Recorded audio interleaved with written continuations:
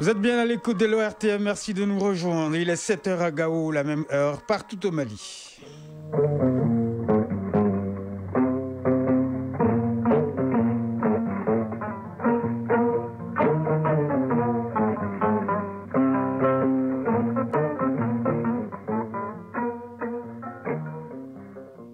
Le journal Kodi Sibi. Mesdames, Messieurs, bonjour. Nous parlerons diplomatie dans ce journal avec 8 nouveaux ambassadeurs qui ont présenté hier leur lettre de créance au président de la transition. Ces diplomates travailleront à renforcer les liens de coopération entre leur pays et le Mali. Ils ont tous été reçus en audience par le chef de l'État. Les femmes des organisations de prévoyance sociale viennent en aide aux personnes en situation de vulnérabilité de l'espace AES. Elles ont bénéficié notamment des dons et des financements de projets à impact rapide dans le cadre du mois de la solidarité. En sport, éliminatoire CAN féminine de football, les Aigles Dames sont à Praia où elles jouent ce vendredi contre le Cap-Vert dans le cadre du deuxième tour aller. Et puis compétition africaine des clubs, le Stade malien de Bamako en Ligue des Champions et le Djoliba Athletic Club en Coupe de la Confédération jouent tous les deux dimanches ici à Bamako. Objectif accéder à la phase des poules. Les Blancs joueront contre le FC Noir Debout et les Rouges affronteront l'USFA du Burkina Faso. Voilà pour le sommaire. Bienvenue dans ce journal balade diplomatique à Koulouba où 8 nouveaux ambassadeurs ont présenté hier leur lettre de créance et celle de rappel de leur prédécesseur au président de la transition, le général d'armée Assimi Goïta. Les 4 premiers à accomplir cet acte symbolique de diplomatie sont les ambassadeurs du Royaume-Uni, de Grande-Bretagne et de l'Irlande du Nord, de la République de l'Inde, de l'État de la Palestine et de la République du Sénégal. Après la réception du document qui officialise leur prise de fonction au Mali, ils ont eu droit à une audience accordée par le chef de l'État. Ces diplomates vont travailler au renforcement des liens de coopération entre le Mali et leurs pays respectifs. Sira Bachili nous présente ces 4 ambassadeurs reçus avec les honneurs à Koulouba. La diplomatie dans une dynamique de continuité, c'est un remake de coopération avec de nouveaux ambassadeurs pour bien ficeler les programmes de développement. Le Royaume-Uni ouvre la marche au palais de Koulouba ce jeudi. L'envoyé de Sa Majesté le roi Charles III du Royaume-Uni, de Grande-Bretagne et d'Irlande du Nord au Mali est un officier à la casquette diplomatique. Angus Philip Mackie, c'est son nom, il est de l'ordre de l'Empire britannique OBE. Il a rejoint le Commonwealth en 2000 en tant qu'analyste de recherche pour le Moyen-Orient et l'Afrique du Nord. Le natif de Norwich en Angleterre est un expert en renseignement politique. Il a dirigé ce département pendant 4 ans. Le diplomate officier Angus Philip Mackie a gravi les échelons et occupé plusieurs postes au Royaume-Uni et à l'étranger, notamment celui de chef adjoint de mission à Damas, de consul général du roi Charles III dans la région du Kurdistan en Irak. Avant d'être chef adjoint à Tripoli, il est diplômé du Collège royal de la Défense. Après la remise de ses lettres de créance et celle du rappel de son prédécesseur, le président de la transition, le général d'armée Assimi Goïta, lui a accordé un temps d'échange. Le Royaume-Uni est dans une approche renouvelée de sa coopération avec une nouvelle politique en vue pour l'Afrique. Au Mali, le gouvernement britannique appuie les efforts pour la stabilité et une gouvernance inclusive, avec un accent particulier sur les actions humanitaires. Il quitte Shanghai en Chine pour le Mali. Le nouvel ambassadeur de la République de l'Inde au Mali, Dr Nandan Kumar, est un spécialiste en génétique. À 47 ans, il a déjà 18 ans d'expérience dans les rouages de la diplomatie. Le diplomate spécialiste agricole est officier de surcroît. Il a fait ses premiers pas dans les représentations diplomatiques de l'Inde au Pakistan, en Afghanistan et en Iran. À Téhéran, où il a été consul général veillant sur les relations économiques, commerciales et culturelles, après les postes de 2e et 3e secrétaire à l'ambassade. Dr Nanda Kumar a servi au siège du ministère des Affaires étrangères de la République de l'Inde comme chef d'équipe précisément au niveau de la division des finances où ses interventions étaient axées sur l'aide au développement de l'Inde avec ses pays voisins ainsi que d'autres nations. Sa mission au Mali, dynamiser la coopération Mali-Inde, une coopération basée sur des relations économiques avec un partenariat déjà scellé entre la Chambre de commerce et et d'industrie du Mali, CECIM, et la Confédération de l'industrie indienne. C'est lui qui a désormais la charge de raffermir les liens de coopération qui unissent le Mali et l'État du Palestine. C'est un fonctionnaire chevronné de 60 ans qui a servi la Palestine à plusieurs niveaux dans plusieurs départements et plusieurs représentations diplomatiques. Hassan Al-Balawi a en poche un master en sciences humaines et sociales obtenu à la Sorbonne. Il est également administrateur et linguiste. Le natif de Naplouse en Palestine était depuis 2014 conseiller à la mission de Palestine auprès de l'Union européenne, de la Belgique et du Luxembourg. Après avoir servi au département des affaires étrangères de la Palestine comme directeur général des affaires des expatriés et coordinateur du comité média pour la campagne nationale de son État, il a porté la voix de la Palestine à l'UNESCO avant d'être conseiller général pour la presse à la délégation générale de la Palestine en France. Le doué en communication est un habitué du petit écran aussi pour avoir été responsable et présentateur du programme francophone délégué aux relations euro-méditerranéennes à la télévision palestinienne. Hassan Al-Balawi a 2 publications à son actif. Ses lettres de créance remises, il s'est entretenu avec le président Goïta. Les relations entre le Mali et la Palestine sont caractérisées par un soutien diplomatique et politique constant du Mali à la cause palestinienne. Fatoumata Binetou Rassoul Kourea, une diplomate de carrière et de formation qui va travailler à développer davantage les relations entre le Mali et le Sénégal, vieille de plus de 60 ans. Une vingtaine d'années de carrière consacrée à la diplomatie du Sénégal, Fatoumata Binetou est conseillère des affaires étrangères principales de classe exceptionnelle. Elle est sortante de l'École nationale d'administration du Sénégal. L'ambassadeur extraordinaire et plénipotentiaire a dirigé une dizaine de structures avant d'être nommée au Mali. Elle a été ambassadeur du Sénégal en République portugaise, au Chili, au Venezuela, au Pérou, au Brésil et au Cap-Vert. De l'expérience, elle en a à revendre en matière de diplomatie. Madame l'ambassadeur a été directrice Afrique-Asie au ministère des Affaires étrangères du Sénégal, premier conseiller à l'ambassade du Sénégal à Washington DC, chargée des dossiers sur l'éducation, la culture et les questions de santé. Elle a également servi à la division ONU à la direction des organisations internationales, toujours au département des Affaires étrangères du Sénégal. Droit d'audience après présentation de ces lettres de créance accordées par le président de la transition, le Mali et le Sénégal avec des échanges commerciaux déjà au beau fixe, les 2 nations comptent renforcer leurs liens historiques de coopération. Ils sont 4 nouveaux ambassadeurs accrédités auprès de la République du Mali. Le président de la transition, chef de l'État, le général d'armée Assimi Goïta, a reçu hier au palais de Koulouba les lettres de créance de ses représentants officiels des pays amis. Il s'agit de leur Excellence du Royaume de Belgique, de la République de Guinée, de la République fédérale d'Allemagne et de la République du Soudan. Cette cérémonie solennelle empreinte de courtoisie diplomatique témoigne du dynamisme des relations bilatérales et du respect mutuel qui unissent le Mali à leurs partenaires sur la scène internationale.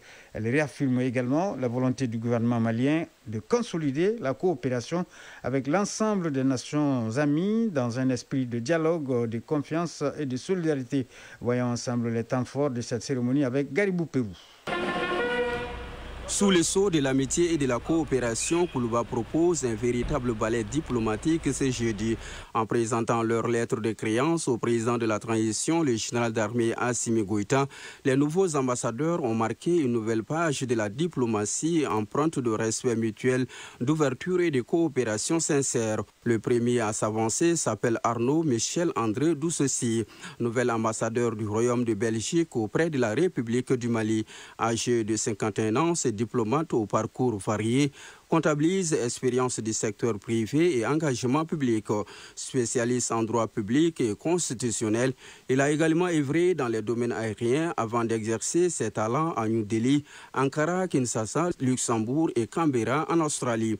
L'ambassadeur Douceci entend renforcer davantage les liens d'amitié et de partenariat entre Bruxelles et Bamako dans un esprit de coopération féconde et d'estime réciproque. La coopération entre la Guinée et le Mali se solidifie avec l'arrivée de l'inspecteur général de police Ansoumane Camara. Le nouvel ambassadeur extraordinaire et plénipotentiaire de la République de Guinée au Mali incarne la fraternité historique et géographique qui unit Conakry et Bamako. Mathématicien de formation et inspecteur général de police, l'ambassadeur Camara a longtemps servi son pays au sein de l'appareil sécuritaire avant de se consacrer à la diplomatie. À 59 ans, il apporte une expertise précieuse et une connaissance approfondie des enjeux sécuritaires régionaux, assurance d'un renforcement durable des relations politiques, économiques et sociales entre les deux nations sœurs. La République fédérale d'Allemagne a pour sa part envoyé au Mali une figure de grande expérience. Doctoresse Corinna Friquet, âgée de 63 ans, est titulaire d'un doctorat en langue et littérature allemande. Elle a successivement exercé au Cameroun, en République centrafricaine et en Guinée équatoriale avant d'occuper plusieurs postes de haut niveau en Inde, au Sénégal, en Côte d'Ivoire et à Colombo. Diplomate chevronnée, doctoresse Friquet poursuit une longue tradition d'amitié, celle d'un pays qui fut parmi les premiers à reconnaître l'indépendance du Mali, à tisser avec lui des liens de coopération exemplaires. Enfin, le Soudan a désormais son premier ambassadeur au Mali en la personne de Khalil Abdelgadir Choukri. Détenteur d'une licence en pédagogie, cet homme de 62 ans a déjà représenté son pays au Sénégal et en Malaisie, couvrant les juridictions respectives. Sa mission s'inscrit dans la dynamique de rapprochement initiée par la visite au Mali en janvier dernier du président du Conseil de souveraineté du Soudan. Pédagogue et diplomate de conviction, l'ambassadeur Choukri entend œuvrer à la consolidation d'une coopération sud-sud, solidaire et porteuse de développement partagé. Ainsi, par ces nouvelles accréditations, le Mali réaffirme sa place au cœur du concert des nations. Debout et toujours fidèle à sa tradition d'hospitalité, le Mali marque sa vocation de trait d'union entre les peuples et les cultures. Sur un autre plan, les femmes des organismes de prévoyance sociale se joignent au ministère en charge du développement social pour faire parler leur philanthropie. Elles ont remis hier des dons et le financement des projets à impact rapide aux personnes en situation de vulnérabilité de l'espace AIS, estimé à plus de 25 millions de francs CFA. Le geste s'inscrit dans l'esprit du mois de la solidarité et de la lutte contre l'exclusion. Le colonel-major Assa Badialo Touré, qui a présidé la cérémonie, avait à ses côtés le conseiller spécial du président de la transition chargé des œuvres sociales, la ministre de la promotion de la femme, ainsi que le commissaire à la sécurité alimentaire. On voit tout cela avec Barakissa Ouattara.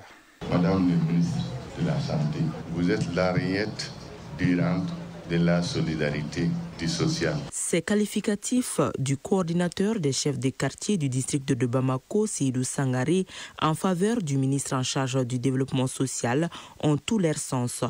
En solidarité avec les femmes des organismes de prévoyance sociale OPS, colonel-major Assa Badialo Touré réconforte 185 personnes vulnérables du Mali ainsi que des ressortissants de l'espace AIS. Djamina Toudjara, bénéficiaire.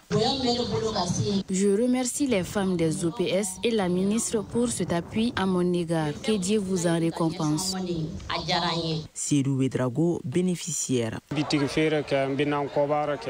Je viens de recevoir des kits pour ma boutique et une pompe à eau. J'adresse mes sincères remerciements aux 3 présidents des pays de l'AES. Les dons bien diversifiés sont estimés à plus de 25 millions de francs CFA. L'on note des vivres de première nécessité, des mototricycles pour personnes vivant avec handicap, des réfrigérateurs et pompes à eau dotés de kits solaires, des petits ruminants. Ce geste des femmes des OPS traduit leur engagement dans la promotion du bien-être, la protection sociale et la prévention de la vulnérabilité. Singare Atikoulibaly, présidente du réseau des femmes des OPS. À travers cette donation, nous voulons non seulement répondre à un besoin immédiat, mais aussi transmettre un message d'espoir, de soutien moral et de cohésion sociale. Ce faisant, notre conviction est simple. Aucune société ne peut prospérer en laissant ses membres les plus fragiles en marche. La ministre a salué le geste des femmes des OPS qui est bien plus qu'un appui matériel, un message d'espoir et un modèle d'engagement citoyen. Colonel-major Assaba Diallo Touré, ministre de la Santé et du Développement social. On va sortir des festivités, on va sortir des cérémonies et faire quelque chose qui peut aider d'autres femmes. Et c'est dans ce sens que ça a été organisé. Il y a un comité d'organisation. Les bénéficiaires ont été bien choisis. Et on a dit qu'on va sortir de plus en plus de l'assistanat pour aller vers le développement. Donner à boire, à manger, c'est bien, mais donner aussi quelque chose qui peut être pérenne. La ministre invite d'autres bonnes volontés à s'inspirer de cet exemple afin de multiplier les initiatives solidaires au service des plus démunis.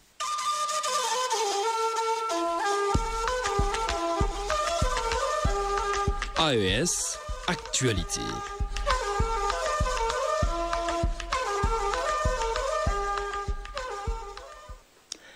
Au Niger d'abord, une étape stratégique pour le renforcement de la coopération sécuritaire dans l'espace sahélien. La réunion de coordination des fréquences radioélectriques aux frontières des pays membres de l'AES s'est ouverte à Niamey. Un rendez-vous technique, mais ô combien crucial, qui réunit des experts en radiocommunication, des représentants des autorités de régulation, des responsables des forces de défense et de sécurité du Burkina, du Mali et du Niger. Objectif, harmoniser et sécuriser l'utilisation des fréquences radio afin de garantir une meilleure interopérabilité et une communication fluide entre les forces engagées dans la lutte contre l'insécurité transfrontalière. Le compte-rendu de Majinta Damalam. Dans un contexte marqué par des menaces persistantes, multiformes et transfrontalières, la sécurité est une préoccupation majeure pour les pays de l'AES. C'est dans cette optique que se tient cette réunion de coordination des fréquences aux frontières des forces de défense et de sécurité des pays membres de l'Alliance des États du Sahel, AES. Sidi Chegou, directeur général par intérim de l'autorité de régulation des communications électroniques et de la poste ARCEP, explique les objectifs assignés à cette rencontre. Harmoniser nos plans de fréquences militaires aux frontières afin de prévenir les brouillages et garantir des communications fluides et sécurisées lors d'opérations conjointes ou coordonnées. Renforcer la coopération sécuritaire et la surveillance de nos territoires, car une gestion intelligente du spectre contribue directement à la défense commune et à la stabilité de nos nations. Le directeur général par intérim de l'ARCEP devait par la suite indiquer que la réussite de ces travaux sera liée à l'amélioration tangible de l'environnement opérationnel des forces et au renforcement effectif de la souveraineté collective de nos pays. Cette rencontre représente une occasion unique de traduire la volonté politique de nos chefs d'État en mécanismes techniques et opérationnels concrets. La véritable réussite de nos travaux se mesurera non pas seulement dans les documents ou recommandations qui en résulteront, mais dans l'amélioration tangible de l'environnement opérationnel de nos forces et dans le renforcement effectif de nos souverainetés collectives. Le spectre radioélectronique n'est pas une ressource ordinaire pour nos forces de défense et de sécurité. C'est le sang vital de la communication opérationnelle, un multiplicateur de puissance et un instrument de souveraineté technologique. Au Burkina Faso, à présent, le ministre en charge de l'agriculture a procédé à la remise des petits et des gros ruminants aux populations des villages de Gabou, Tamasgo et Basma. Un don pour accroître la capacité de résilience des populations de ces localités qui ont accepté de retourner dans les zones reconquises par les forces combattantes. 85 kits de noyaux reproducteurs de petits ruminants et 15 kits de noyaux reproducteurs de gros ruminants ont été distribué à 100 personnes avec cette remise. C'est une promesse tenue par le ministre d'État. Le reportage de Jacques Ouedraogo. Le commandant Ismaël Sombié à la rencontre des populations des villages réinstallés de Gabou, Tamasco et Basma dans la commune de Barsalgo. Le ministre d'État est venu les mains chargées pour accomplir sa promesse faite à ces populations retournées le 1er octobre dernier afin d'accroître leur capacité de résilience. 255 petits ruminants, 30 bovins et plus de 12 tonnes d'aliments bétail au profit de 70 femmes et 30 hommes. C'est la substance de la promesse à l'endroit de ces populations. Le ministre s'adresse aux bénéficiaires dans un langage sans filtre. Commandant Ismaël Sombié. À l'intervalle de 3 semaines seulement, nous avons pu réunir les moyens nécessaires pour vous offrir ces animaux afin d'accroître votre capacité de résilience économique et sociale. Chacun aura un mâle et 2 femelles. Ne vous attardez pas sur la quantité, mais pensez plutôt à comment faire pour multiplier ces animaux, comme vous l'avez fait avec les bas-fonds rizicoles que j'ai visités en début du mois d'octobre. Nous avons accompli notre promesse, à vous maintenant de montrer que vous êtes digne de confiance. Après 3 ans passés hors de leur localité, ces animaux reçus permettront à ces populations retournées de reconstituer leur cheptel. Et c'est une population très heureuse de ces autorités pour avoir tenu promesse, et ce, dans un délai de 20 jours. Mariam Kiema est bénéficiaire et Naba Yemde est chef du village de Gabou. Voilà déjà 1 an que nous sommes revenus chez nous. Et sans mentir, on a toujours senti la présence des autorités à nos côtés. On ne nous a jamais abandonnés et le geste d'aujourd'hui en est une preuve palpable.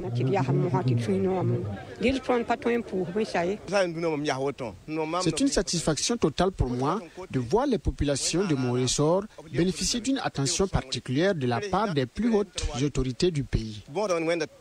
Le commandant Ismaël Sombié repart encore chargé de doléances de la part de ces populations en situation de vulnérabilité. Il s'agit de la réalisation des forages pour leur permettre de pratiquer la maraîchère-culture, toujours dans la dynamique d'accroître leur capacité de résilience. Une doléance déjà en cours de traitement, rassure le ministre d'État.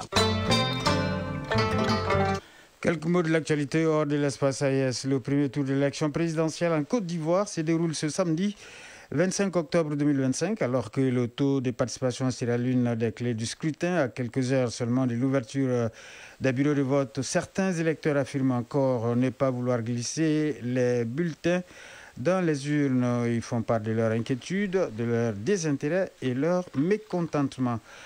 Alors que le Cameroun attend toujours la proclamation des résultats de l'élection présidentielle annoncée pour lundi 27 octobre, dans les effervescences, les incertitudes et les protestations ont marqué certaines régions, notamment au nord où de nouvelles manifestations ont été enregistrées. La page des sports, c'est tout de suite.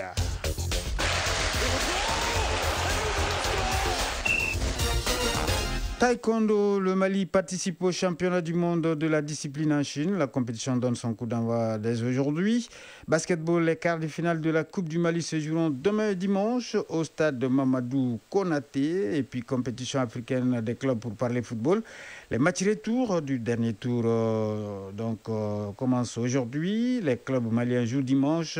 Éliminatoire de la CAN féminine 2026, les Aigles Dames affrontent les Cap-Verdiennes ce vendredi à Praia en match aller du deuxième tour qualificatif. Le coup d'envoi du match est prévu pour 16h au stade national de Praia. Le résumé de l'actualité sportive signé Isaac Tienou. Éliminatoire de la CAN féminine 2026. Les Aigles Dames affrontent les Cap-Verdiennes ce vendredi à Praia en match aller du deuxième tour qualificatif. Carré finaliste de la dernière CAN, les sélections nationales Birama Konaté et ses joueuses veulent mettre toutes les chances de leur côté pour ce match aller afin de bien aborder le match retour ici à Bamako la semaine prochaine. Le coup d'envoi du match est prévu pour 16h au stade national de Praia au Cap-Vert. Le retour aura lieu mardi 28 octobre au stade du 26 mars de Yirimadio à partir de 17h. Rappelons que les nations engagées se disputent une place pour la phase finale au Maroc. Ces matchs allés sont importants pour les équipes désireuses de faire la différence à domicile et d'aborder la seconde manche avec un avantage psychologique et au tableau d'affichage. Compétition africaine des clubs. Les matchs retour du dernier tour du tour préliminaire commencent aujourd'hui. C'est donc à l'issue de ces rencontres que les qualifiés pour la phase poule seront déterminés. Le Mali est en bonne position dans les deux compétitions. Nos représentants joueront dimanche en Ligue des Champions. Le Samarra de Bamako devra confirmer devant l'FC Nouadhibou de la Mauritanie. À l'aller jouer en Mauritanie, les Blancs de Bamako avaient fait match un but partout. Le but marqué à l'extérieur avantage les nôtres. À défaut de gagner, tout score nul sans but qualifierait le Samarra de Bamako dans la phase poule de la Ligue des Champions. Le match se jouera au stade du 26 mars. Pour ce qui est de la Coupe de la CAF, le Djoliba recevra au stade Mouadou Konaté l'ASFA du Burkina Faso. À l'aller jouer à Ouaga, les Rouges avaient gagné par le minimum de 1-0. L'équipe de Heramakono a aussi besoin d'assurer à Bamako. Les deux rencontres se joueront à partir de 16h et seront retransmises sur la radio nationale et son réseau synchronisé. Basketball, les quarts finales de la Coupe du Mali se jouent demain et dimanche au stade Mouadou Konaté. Sur le terrain à l'intérieur du stade Mouadou Konaté, à Nome, le Debo de Mopti sera face au centre Mahmoud Kane et juste après, à Dam, le Samarra de Bamako aura affaire à l'US Miangala. Et à l'extérieur du stade Mouadou Konaté, à Nome, l'AS Police en découdra avec Faso Kanou et à Dam, le Djoliba sera face au CLDC. Les trois dernières rencontres se joueront le lendemain dimanche sur les terrains cités. Coup d'envoi 15h. Taekwondo à présent. Le Mali participe au championnat du monde de la discipline en Chine. La compétition donne son coup d'envoi aujourd'hui vendredi et elle se poursuivra jusqu'au 30 octobre. La délégation malienne est composée de 9 membres, 3 officiels et 6 athlètes. La délégation du Mali est bien arrivée en Chine. À noter que Daba Modibo Keïta a été champion du monde de taekwondo en 2007 et en 2009. Et pour terminer, volleyball, la journée des enfants de la Fédération malienne de volleyball aura lieu demain samedi. La Fédération malienne de volleyball organise donc cette journée dédiée aux enfants dotée du trophée Habib Sissoko, président du Comité national olympique et sportif du Mali. Eh bien, la journée des enfants concerne les enfants âgés de 8 à 12 ans. Les équipes sont le centre de formation de Daoudabou, la commune 4, la commune 5, l'équipe de Kati et les 1008 logements. Cette année, l'école Marif participe comme invité. La journée des enfants de la Fédération malienne de volleyball, c'est ce samedi, donc 25 octobre, sur le terrain de l'ex-CCF. C'est la fin de ce journal. La présentation Kodi Sibi, Ismaïla Diarra pour la mise en onde, mise en ligne Mohamed Koulibaly avec comme assistante Badji Touré. Merci au rédacteur en chef Bourama Traoré qui m'a aidé donc à le préparer. Nous vous souhaitons de passer une excellente journée de vendredi en compagnie de nos programmes.